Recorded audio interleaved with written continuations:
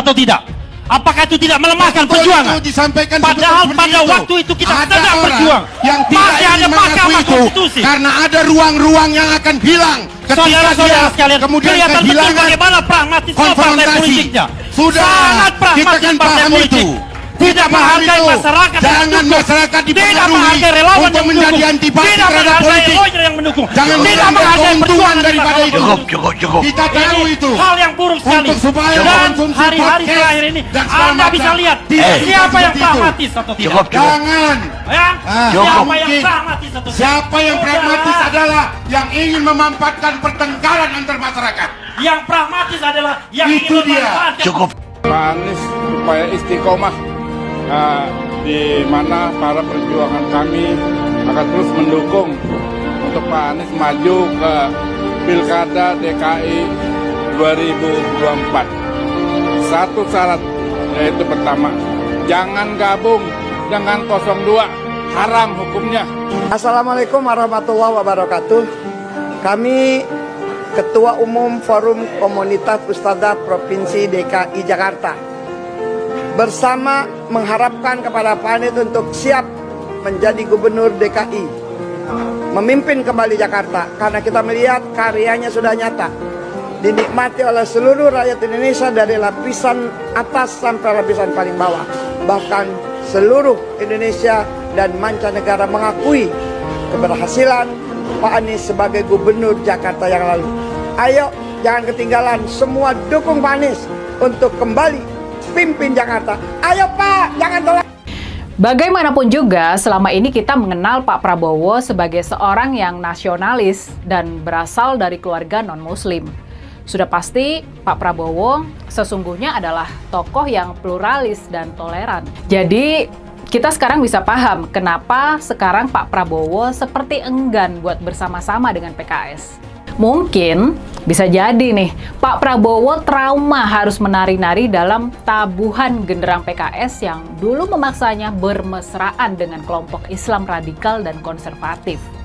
Dan sekarang ini tanpa harus tampil Islami sama sekali, Pak Prabowo malah bisa memenangkan Pilpres 2024. Pak Prabowo tidak perlu lagi tampil dan mendatangi kelompok-kelompok Islam konservatif yang sebetulnya nggak dia sukai. Ada putusan hakim menyatakan tidak ditemukan nepotisme. Kan ada putusannya. Kalau begitu, ya Dul, dengar ini. Kalau begitu, Gibran bukan anak Jokowi. Gitu dong logika hukumnya. Hakim harus buktikan bahwa Gibran bukan anak Jokowi. Anak dari siapa ini? Jangan main-main bikin putusan kau. Enak aja bikin putusan. Bukan nepotisme. Jadi anak siapa dia? Samsul. Ini si Samsul anak siapa ini? Samsul Fat. Tidak menghina, tidak kebencian, tapi ini fakta hukum. Oleh karena itulah ini disebut dagelan persidangan itu. Saya terus terang saja mengatakan, ya, saya sudah katakan, kalaupun misalnya pemerintahan sekarang mengajak saya masuk dalam pemerintahan, saya sudah tolak hari ini. Untuk yang otonom, saya akan mengatakan tidak, oke? Tetapi saya akan bilang juga sama Anies dan Muhaimin, Anda itu sudah dibantu, sudah ditolong, sudah disupport oleh banyak orang yang berharap Indonesia akan lebih baik dengan Anda. Kalau Anda gabung dengan pemerintahan, Anda menjadi pengkhianat. Kan begitu. Ini dengar ya, Anies dan Muhaimin, kalau Anda gabung dengan pemerintahan dan tidak mau menjadi oposisi, Anda pengkhianat. Kata Kapolri Pak Listio Sigit, ikan busuk dimulai dari kepalanya. Pimpinan tertinggi Polri siapa? Jokowi. Karena Polri langsung dibawa Jokowi. Berarti yang busuk itu Jokowi. Ingat, saudara-saudaraku, kita tidak pernah bermusuhan dengan polisi. Kita tidak bermusuhan dengan TNI. Karena mereka anak kandung rakyat. Yang kita musuhi adalah kebrutalannya. Dan yang paling kita musuhi adalah Jokowi sebagai sumber segala bencana di negeri ini. Jika hakim berlaku jujur, berlaku adil, maka tempatnya adalah di surga. Tapi ketika hakim berlaku tidak adil, tidak jujur, tempatnya ada di neraka. Sebelum neraka di akhirat, masuk dulu neraka di dunia, yaitu di penjara Cipinang. Allahu Akbar. Oleh karena itu, maka saya berharap kepada Bapak Ibu sekalian, sampai tanggal 22 hari terakhir MK harus memutuskan siapa yang bersalah, siapa yang benar. Bapak Ibu senantiasa harus ikut serta bersama-sama dengan Presidium untuk selalu meramaikan sampai 1 juta, 2 juta. Insya Allah MK akan mengubah pendiriannya kembali kepada hati nuraninya. Bersedia Bapak Ibu untuk datang berjuta sampai 1 juta, sampai 2 juta. Bawa keluarga, bawa anak istri, bawa tetangga. Mari kita bersama-sama untuk mempenjarakan Jokowi. Penjarakan Jokowi. Penjarakan Jokowi. Penjarakan Jokowi. Allahu Akbar. Allahu Akbar. Allahu Akbar. Allahu Akbar. Allahu Akbar. Allahu Akbar. Merdeka. Merdeka. Merdeka. Merdeka. Merdeka. Merdeka. Usia saya sudah 74 tahun lebih 2 bulan. Saya khawatir anak cucu saya tidak punya negeri nantinya, karena negeri ini akan dikuasai oleh Cina dengan tentara-tentaranya sudah banyak. Di Morowali bertengkar tentara Indonesia, tenaga kerja Indonesia dengan tenaga kerja Cina, yang mati anak Indonesia 100 orang, Cina cuma 1 yang ditangkap dan dipenjara anak-anak kita tenaga kerja Indonesia. Saya menangis. Ini negeri siapa? Anakku, saudaraku, tentara, polisi, bangkitlah, sadarlah, minta pada Allah, datangkan kesadaran pada para ABRI. Kalian jangan membela yang salah. Kita pemilik negeri ini, bukan Jokowi dan keluarganya. Jokowi adalah antek-antek komunis. Antek-antek komunis. Betul atau tidak? Ayahnya adalah ajudan Aidit, dan ternyata sidang demi sidang mengadili tentang ijazahnya, dia tidak pernah kirimkan ijazah aslinya. Tandanya apa itu? Jadi saatnya dia harus turun, masukkan penjara, dia harus mendapatkan hukuman yang sebesar-besarnya. Kita semua harus bangga jadi orang Indonesia. Ya, kita kritik bangsa kita, tapi kritik yang membangun, jangan kritik merasa semua jelek, semua jelek. Kalau jelek pindah aja ke Indonesia. Ya saya suka kesel juga kadang-kadang, bilang ini kurang Allah. Aku tanya juga, saya lihat sekarang dulu waktu dia jadi pejabat apa kerjanya, tak jelas juga. Sekarang jejak digital kamu kan kelihatan. Jangan sombong lah kau bicara kritik kau, you have done nothing. Atau mungkin gak ada naon, kau tuh juga mencuri waktu kau menjabat. Masih terus kita perbaiki di sana sini. Kalau sempurna ya pasti belum. Kalau sempurna kau di surga aja nanti. Siapa yang mau ke surga juga silakan. Dari sekian banyak penyampaian aspirasi, dari berjilid-jilid diskusi, belum ada solusi untuk negeri ini. Maka kami emak-emak atas nama aliansi masyarakat yang peduli dengan negeri ini, tidak ada jalan lain bahwa pemimpin yang rusak, pemimpin yang tidak tahu malu, hanya satu jalannya, yaitu semuanya duduk di kantor DPR itu, duduk di sana, kuasai data dan minta kepada Puan Maharani untuk bukan memakzulkan Jokowi, tetapi lengserkan Jokowi, mundur Jokowi dari sebagai pemimpin. Apa gereja? Ini apa? Kok saya agama Islam, Betawi. Kita dibohongin selama 10 tahun, pembohong lagi. Ada apa dengan gereja, Pak? Masalahnya Jokowi itu Cina banyak. Kita dibudakin zaman Soeharto, Cina lagi, jangan sampai Cina lagi. Nah, itu rasis itu. Zaman Soeharto nggak ada kecurangan sah. Presiden, ini pembohong. Bohongin rakyat tau nggak? Jokowi itu apa sih? Jokowi itu apa? Ya Allah, dia itu seperti boneka golek, ditata ke sini ditata ke sini tapi sebenarnya lebih pinter anak saya loh. Bener apa enggak? Lebih pinteran anak saya, anak TK. Masa 1 ditambah 1 berapa? Dia bilang 11.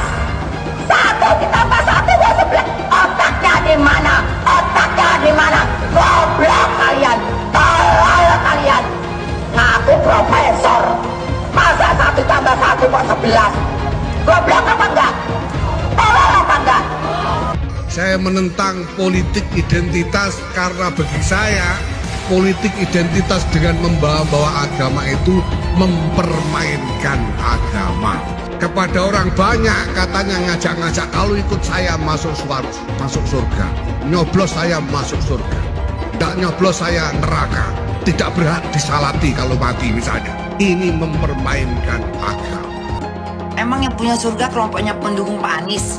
Hah? Iya. Ngapain lama-lama di dunia? Ngapain? Kalau katanya dijamin masuk surga.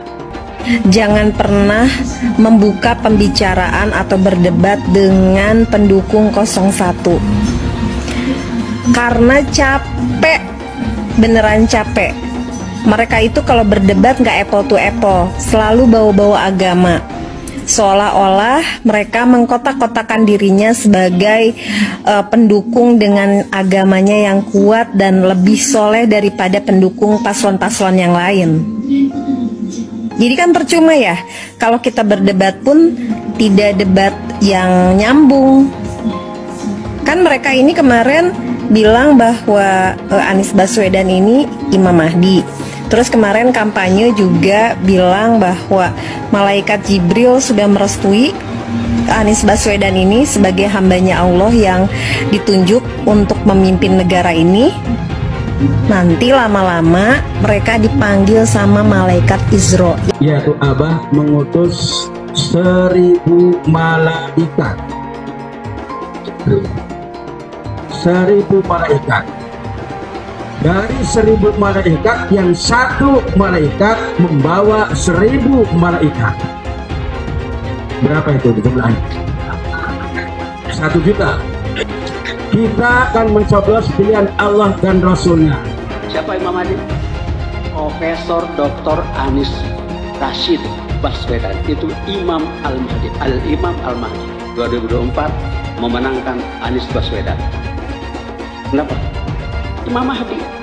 Semua sedunia kalau haram tidak mendukung Anies untuk Presiden Indonesia 2024, Dajjal. Kalau tidak memenang Anies Baswedan untuk Presiden, Dajjal. Catat itu, amin menang wajib, amin kalah dosa. Secara eksplisit ditulis dalam Al-Quran. Quran surah Al-Qasas ayat 26, Quran surah Asy-Syu'ara ayat 107, 125, 143, 162, 178, 193. Quran surah Ad-Dukhan ayat 18, ayat 51, Quran surah At-Takwir ayat 21, dan Quran surah At-Tin ayat 3. Tepuk tangan untuk kemenangan, amin. Amin menang, amin kalah. Catat itu, amin menang wajib, amin kalah dosa. Kata amin disebut 14 kali di dalam Al-Quran, terdapat di dalam 8 surah. Insya Allah ini menjadi isyarat bahwa pada tanggal 14 Februari 2024 Bapak Anies akan menjadi presiden yang ke-8 dan Pak Muhaimin akan menjadi wakil presiden yang ke-14. Tepuk tangan. Amin menang, amin kalah dosa. Hidup amin, hidup amin, caplos amin, menangkan amin, amin menang 1 putaran, amin, amin, amin menang wajib, amin kalah dosa, amin menang, amin, amin kalah dosa. Hamba itu namanya Anies Baswedan. Dia akan panggil malaikat Jibril. Wahai Jibril, aku mencintai hambaku yang insya Allah namanya Anies Baswedan. Kabarkan kepada seluruh umatku seluruh makhlukku bahwa aku mencintai Anies Baswedan. Maka Jibril akan mengatakan kepada seluruh makhluk di langit, seluruh makhluk di bumi, cintailah Anies Baswedan. Maka insya Allah makhluk di langit dan makhluk di bumi semuanya akan mencintai Anies Baswedan dan mendoakan pada 14 Februari insya Allah Anies Baswedan Presiden Republik Indonesia. Siap Bekasi memenangkan Anies Baswedan 80%. Siap menang 1 putaran. Saya tidak mau pemimpin masa depan menyalahkan angin di kemudian hari. Anda kalau nyindir lain kali jangan pakai angin, Mas. Mau bilang lagi, jangan salahkan angin. Saya kan sampaikan soal angin ya kemarin. Angin tak ada KTP-nya.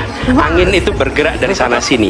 Ketika polutan yang muncul dari pembangkit listrik tenaga uap mengalir ke Jakarta, maka Jakarta punya indikator, karena itu Jakarta mengatakan ada polusi udara.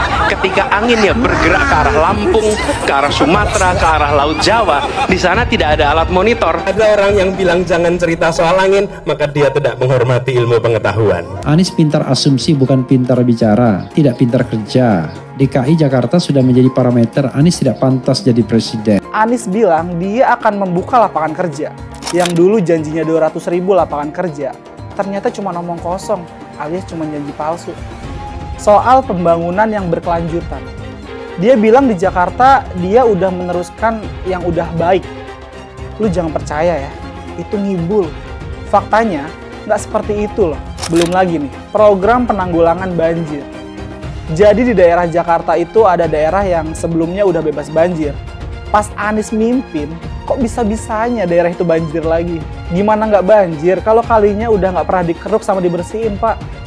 Kalau soal Jakarta, gue bisa bicara banyak deh. Jadi gue saksi bobroknya kepemimpinan Anies di Jakarta. Dan gue bisa pastiin, omongan manisnya Anies soal apa yang dia lakukan waktu mimpin Jakarta itu banyak ngibulnya. Saya mensyukuri kenapa kalah, kenapa ditahan. Saya bersyukur atas itu semua. Saya coba bayangkan ya, kalau seandainya waktu itu kita menang gitu ya, hari ini belum tentu kita bisa nikmati seperti ini. Kita bersyukur 5 tahun Tuhan izinkan kasih ke orang yang pintar ngomong untuk kerja. Coba kalau kita bayangkan gitu ya, kalau kemarin saya masih jadi gubernur, ini saya udah turun ini. Tapi yang pintar ngomong itu dikira orang hebat kan? Ini lebih berbahaya tahun 2024, langsung ketahuan karakternya. Langsung ketahuan itu. Saya juga ada kutipan Pak di kamar saya Pak. Tulisannya, Jakarta telah mengambil keputusan yang fatal. DKI yang kita harapkan, Anies Baswedan yang begitu jelas Islamnya, 4 tahun 8 bulan jadi gubernur. Mana peraturan pergub saja yang melarang migrasi? Mana perda Islam apalagi? Yang akhirnya tidak berani juga menegakkan hukum Islam. Banjir tetap banjir, macet tetap macet, kriminalitas Jakarta. Anda tahu, 2 menit sekali terjadi pencurian. Sekarang orang sedang euforia, dia mau dicapreskan. Bagaimana umat terjebak lagi, bodoh lagi, masuk lagi. Kalau misalnya memang Anies itu mau maju dan dia tekad mau menegakkan hukum Islam dan menyatakan perlawanan, saya peduli. Tapi dia tidak lakukan itu. Bapak politik identitas Indonesia Anies Baswedan, Bapak intoleransi Indonesia Anies Baswedan. Jangan lupakan, jangan terlena, jangan sampai dia pecahkan kita dengan dagangan ayat dan mayatnya. Air itu turun dari langit, turunnya ke atap rumah langsung sumur bor, bukan ke sungai dan ke laut. Jangan hanya konsentrasi pada pembangunan benda-benda mati yang indah difoto dan bisa ditunjukkan dalam 5 tahun hasilnya. Kalau kita mau menilai sebuah janji, maka lihat janjinya atau lihat kenyataannya. Dulu janjinya apa ya? Dan ini aneh, betul-betul aneh. Ini bukan kampanye, tapi saya sampaikan di sini. Di satu sisi menyiapkan jalur-jalur air untuk dikirim ke laut, di sisi lain di lautnya dipasang dengan pulau reklamasi, tinggal tunggu waktu jadi rob, air balik. Dan ini melawan sunatullah. Kenapa? Air itu turun dari langit ke bumi, bukan ke laut.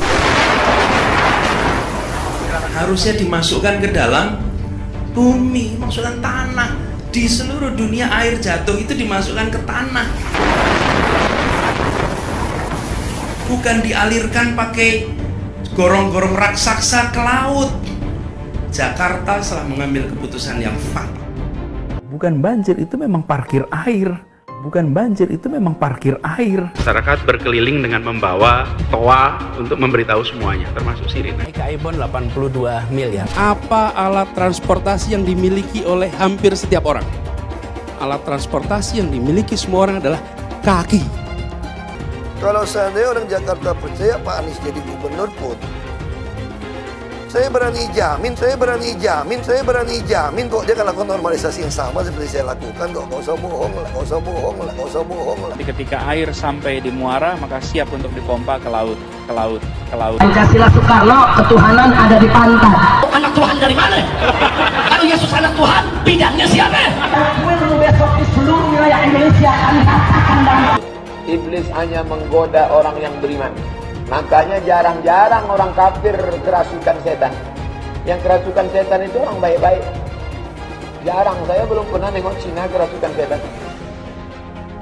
Pernah tak Ahok itu kerasukan setan? Enggak, setannya juga. Karena sesama setan dilarang saling menggoda. Karena di salib itu ada jin kafir. Haleluya. Kepalanya ke kiri apa ke kanan?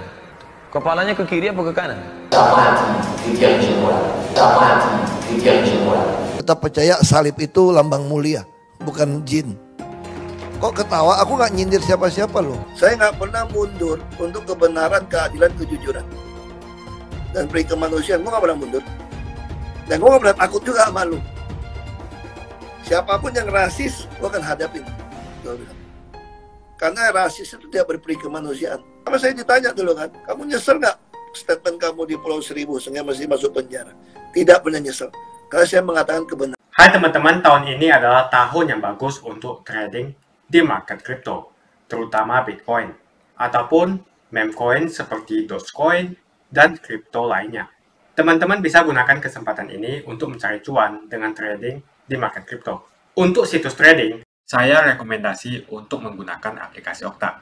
Karena personally, saya menggunakan aplikasi ini. Alasan lainnya kelihatan di sini, untuk aplikasi Okta sudah dapat penghargaan sebanyak ini sebagai aplikasi trading dan investasi terbaik di Asia sejak beroperasi di tahun 2011. Untuk aplikasi Okta merupakan tempat yang lengkap buat teman-teman untuk trading kripto, forex, saham global, dan lainnya. Untuk trading, teman-teman cukup registrasi dengan menggunakan link di kolom deskripsi, lalu deposit, tentukan apa yang ingin kalian tradingkan, lalu tekan tombol buy.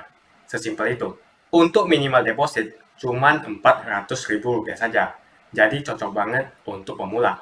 Investasi di aplikasi Okta, kita tidak dikenakan fee sama sekali. Saat ini lagi ada promo spesial. Welcome bonus buat kamu yang register dan deposit. Teman-teman akan dapatkan 100% dari jumlah deposit pertama. Contohnya teman-teman deposit 1 juta, maka akan menjadi 2 juta. Karena welcome bonus 100% dari jumlah depositnya. Jika ada pertanyaan, teman-teman bisa hubungi WhatsApp di kolom deskripsi. Saya juga mau mengajak teman-teman untuk bergabung di komunitas trading yang ada di kolom deskripsi. Di sana saya akan memberikan sinyal trading yang bisa teman-teman ikuti. Seperti biasa, kalau kamu suka dengan video ini, jangan lupa komen, klik like, dan subscribe. Pengetahuan yang mendalam, kritis, tajam, dan yang sangat penting juga berani. Secara terbuka dia kerap membongkar kesalahpahaman tentang Islam. Karena pengetahuan, kedalaman, dan keberaniannya untuk bicara, Guru Gembul kini kerap muncul di podcast ternama. Pandangan-pandangannya mudah diterima karena paparannya yang terkesan sederhana disampaikan dengan kata-kata lembut walau tetap tajam dan kritis. Melalui media sosial, kaum progresif bisa menyebarkan pandangan-pandangannya yang membuat masyarakat Indonesia tidak fanatik, tidak sempit, tidak terbelakang. Salah satu orang progresif ini adalah sosok pencerah yang dikenal dengan nama Guru Gembul. Kabarnya dia bernama asli Johan Riyadi. Dia adalah guru SMA sekaligus content creator yang sering menghadirkan konten-konten edukatif di berbagai platform media sosial seperti Instagram, TikTok, dan channel YouTube. Isu yang diangkatnya sangat beragam, ada masalah sosial, kesenjangan, pendidikan, politik, dan tentu saja agama. Tapi buat saya, salah satu yang terpenting adalah pembahasannya soal agama. Kali ini yang ingin saya angkat secara khusus adalah pembahasannya tentang seorang pemuka agama terkemuka, Habib Bahar bin Smith. Bahar berada di posisi berseberangan dengan Guru Gembul. Cara pemahaman keagamaannya terkesan sempit, tapi lazim dikemukakan dengan gaya yang provokatif. Dia sangat anti Jokowi dan dekat dengan FPI. Pilihan kata-kata dan perilakunya seringkali terkesan kasar dan sensasional. Dia juga mensweeping banyak tempat hiburan malam atas alasan memerangi kemaksiatan. Salah satu hal yang mengangkat namanya adalah dia menempatkan gelar Habib di depan namanya. Anda tentu paham ya, ada semacam keyakinan bahwa gelar Habib itu diberikan hanya kepada mereka yang memiliki hubungan darah dengan Nabi Muhammad. Dan karena itu Bahar Smith menempati posisi istimewa di kalangan ulama di Indonesia. Sebagian umat Islam percaya keturunan Nabi Muhammad pasti bersih dari dosa, kesalahan, dan kejahatan. Kata-kata dan perilakunya harus dijadikan teladan. Dengan segenap atribut yang dibawanya itu, nama Habib Bahar menjadi terkenal. Segenap keistimewaan Habib Bahar itulah yang beberapa kali dikuliti Guru Gembul. Penampilannya memang atraktif. Dia berwajah keren, berambut panjang, pirang dengan raut wajah Indo. Kalau dia melepaskan atribut-atribut keislamannya, dia nampak seperti rocker. Ia berasal dari Manado dan berusia hampir 40 tahun. Pada 2007, dia mendirikan Majelis Pembela Rasulullah di Pondok Aren, Tangerang Selatan, Banten. Selain itu, ia juga mendirikan Pondok Pesantren Tajul Alawiyin di Pebuaran, Kemang, Bogor. Bukan cuma soal kehabiban yang dipersoalkan Guru. Dalam salah satu videonya, Guru menyebut Bahar sebagai ulama palsu alias ulama gadungan atau ulama abal-abal. Salah satu yang jadi sorotan adalah ketidakmampuan Bahar dalam membaca kitab kuning dengan teks Arab gundul. Kitab kuning adalah kitab-kitab tradisional yang berisi pelajaran agama Islam yang lazim diberikan di pondok pesantren. Disebut kitab gundul karena tidak ada tanda baca. Jadi untuk bisa membaca kitab kuning diperlukan kemahiran dalam tata bahasa Arab. Seharusnya bacaan Arab itu kan dibaca dari kanan ke kiri. Tapi dalam video itu Bahar membaca teks di kitab kuning itu dimulai dari kiri ke kanan seperti dia membaca teks berbahasa Indonesia. Kesalahan fatal itulah yang dipaparkan Guru Gembul. Kata sang guru, cara membaca Bahar itu kacau, belepotan, salah, dan membingungkan. Tapi kitab kuning dengan aksara Arab gundul biasanya menjadi bacaan wajib kalangan santri pesantren. Nah, dalam sebuah podcast Refli Harun, Bahar diminta untuk membaca kitab kuning yang dibawanya. Refli nampaknya sangat percaya bahwa Bahar pasti mahir melakukannya. Ini dilakukan saat Bahar menjelaskan tentang keutamaan sholat tarawih. Ternyata Bahar tidak bisa membaca teks kitab kuning. Meskipun Bahar terlihat menggunakan bahasa yang benar, kata guru, cara dia membaca kitab kuning itu keliru dan bisa menyebabkan kesalahan dalam pemahaman makna yang disampaikan. Tapi bukan itu saja kritik guru, ia juga menuding Bahar seringkali menggunakan hadis palsu dalam ceramah-ceramahnya untuk mencari keuntungan. Misalnya saja ketika Bahar mengutip hadis saat banyak orang meragukan kehabibannya. Berdasarkan hadis yang ia kutip, Bahar menuduh orang yang meragukan kehabibannya sebagai munafik. Menurut guru, Bahar bukan keturunan Nabi. Guru bahkan menyatakan keturunan Nabi sudah hampir tidak mungkin ditemukan. Tentu saja pandangan guru ini ditolak Bahar. Bahar bahkan menantang pihak yang meragukan silsilahnya membongkar makam Nabi Muhammad guna melakukan tes DNA untuk kemudian dibandingkan dengan DNA Bahar. Ini tentu saja tidak masuk akal. Bagaimana mungkin kita membongkar makam Nabi dan melakukan tes DNA? Tapi selama ini, itu bisa terus terjadi karena tidak banyak tokoh dengan pikiran luas dan kritis bersedia menantangnya. Apa yang dilakukan Guru Gembul terhadap Bahar adalah contoh keren tentang bagaimana seharusnya influencer bertindak untuk menyelamatkan masyarakat. Habib Bahar sendiri memang sudah berulang kali terkena perkara hukum. Pada 2018, Bahar dilaporkan ke polisi karena menghina Presiden Jokowi sebagai pria banci yang jangan-jangan mengalami haid. Pada tahun yang sama, Bahar terbukti melakukan penganiayaan terhadap 2 remaja yang menyindir penampilan Bahar. Pengadilan menjatuhkan hukuman 3 tahun penjara dan denda 50 juta rupiah terhadap Bahar. Bahar juga diadili karena menganiaya supir taksi yang dia tuduh menggoda istrinya. Untuk itu, dia divonis 3 bulan penjara. Ia pun pernah dilaporkan karena dalam ceramahnya menghina Jenderal Dudung Abdurrahman. Menurut Bahar, Dudung masih menyembah pohon jika tidak ada ulama atau Habib Arab. Hal lain yang juga dikecam Guru Gembul adalah gaya hidup Bahar yang gemar memamerkan kekayaan atau flexing. Apa yang dilakukan Guru Gembul ini dalam pandangan saya sangat penting. Ada banyak ulama atau pemuka agama yang terus menyebarkan pemahaman sempit bisa populer karena dibiarkan mengobrol kebohongan, kebodohan, dan kebencian. Atau taruhlah mereka tidak dengan sengaja menyebarkan kebohongan, tapi karena kesempitan pemahaman keagamaannya, mereka mengarahkan umat Islam di Indonesia untuk memahami agama dengan cara yang salah. Sebagian umat Islam menjadi kaum yang agresif, radikal, atau intoleran karena terus dicekoki dengan pemahaman keagamaan yang membuat mereka bertindak dengan cara yang bertentangan dengan ajaran agama sendiri. Jadi sebenarnya banyak hal yang bisa digunakan untuk mempertanyakan keulamaan Bahar Smith. Tapi ya karena dia berhasil membuat masyarakat percaya bahwa dia adalah keturunan Nabi Muhammad, segenap cacatnya itu kerap tidak mempan mengubah kepatuhan mereka terhadap Bahar. Kita harapkan Guru Gembul dapat terus mencerahkan umat Islam dan masyarakat di Indonesia.